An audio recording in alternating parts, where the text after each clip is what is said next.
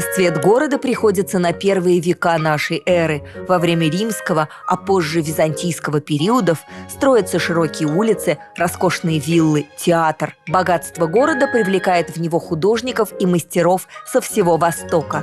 Наверное, красивый был город Ципори. Интересно было бы увидеть его реконструкцию. К сожалению, только силой воображения мы можем себе представить его блеск, его красоту, почувствовать, как здесь жили люди в те древние века.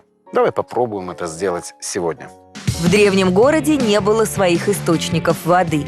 И тогда невероятным по сложности инженерным решением стала система водоснабжения, построенная в III-IV веках нашей эры. Такое ощущение, что это ущелье вырубили какие-то великаны.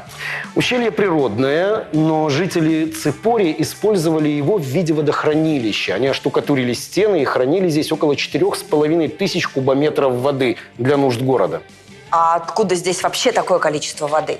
Вода сюда приходила из источников, расположенных возле города Назарета. Специально был построен огромнейший акведук, который постоянно наполнял это водохранилище водой.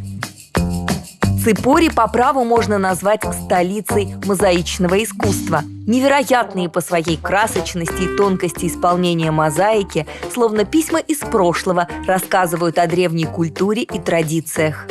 Здесь мы видим классические картины, связанные с разливом Нила, с его плодородием. Башня, так сказать, налоговая инспекция древнего мира. На ней отмечалась высота подъема воды. И чем выше поднималась вода, тем больше налогов вынуждены были платить крестьяне, так как Нил приносил большое количество плодородного ила. Здесь же изображены двое божеств. Богиня Нила с огромным рогом изобилия и бог Нила, из которого, собственно, эта вода и истекает. Ну, а сцены охоты, сцены животных – это все показывало разнообразие и богатство египетской природы. Все может быть, что хозяином этой виллы был выходец из Египта. Древний мир был весьма и весьма космополитичен. Потрясающий мозаичный портрет молодой женщины в напольной мозаике римской виллы по праву называют «Мона Лиза Галилейская». Охотники, кентавры, амазонки, кого здесь только нет. Классические сюжеты позднего римского, раннего византийского периодов. И обрати внимание, здесь, например, у амазонки присутствует правая грудь, которую, согласно легенде, эти женщины удаляли, чтобы она не мешала им натягивать лук при стрельбе. Логично. Ну, а художник вот здесь ярко и выпукло ее изобразил, чтобы показать, у амазонки все на месте, все это предрассудки. Культурным центром древнего города был римский театр, построенный на склоне холма.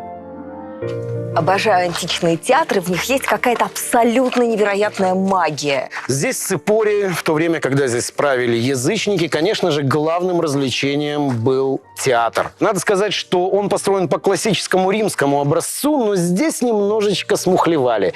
И сделали этот театр так, как делали греки, на склоне холма, не воздвигая высоких стен. Ну, видимо, ленивыми были жители города Ципори. Театр был огромный. Он умещал около 4000 зрителей в те времена, когда он поднимался до самых небес. Ну, а с приходом христианства театральное искусство, увы, пришло в забвение. Рядом с язычниками и первыми христианами в Ципори процветает и многочисленная еврейская община. В городе находится Синедрион – собрание еврейских мудрецов, бережно сохраняющих наследие иудаизма для последующих поколений. Очень красивая синагога. Мне кажется, самая красивая из всех, которые я видела в Израиле. Она не просто красивая, она чрезвычайно важная для еврейского народа, потому что здесь, в Ципори, заседал великий Синедрион, собрание мудрецов, которое написало те самые законы, по которым еврейский народ сумел не просто прожить, но и сохраниться в течение 2000 лет. В иудаизме фигуративное искусство, мягко говоря, запрещено. А это мозаичный пол синагоги полный фигур. Как так? В V веке, когда создавалась эта мозаика, отношение к изображениям уже немножко изменилось. Иудаизм был очень силен, язычество вышло из обращения, и уже начинало подниматься христианство. И здесь, скорее всего, изображение этих людей, фигур зодиакального круга, оно является просто данью моде. Потому что вторая заповедь, которая запрещает изображать людей, фигуры животных и так далее, она говорит: не сотвори себе кумира и не поклоняйся ему. Конечно же, в синагоге никто не поклонялся ни знакам зодиака, ни изображениям Авраама, ни другим замечательным картинкам. История Израиля – это прекрасное мозаичное полотно, созданное рукой великого мастера. И время не властно над его узорами и красками.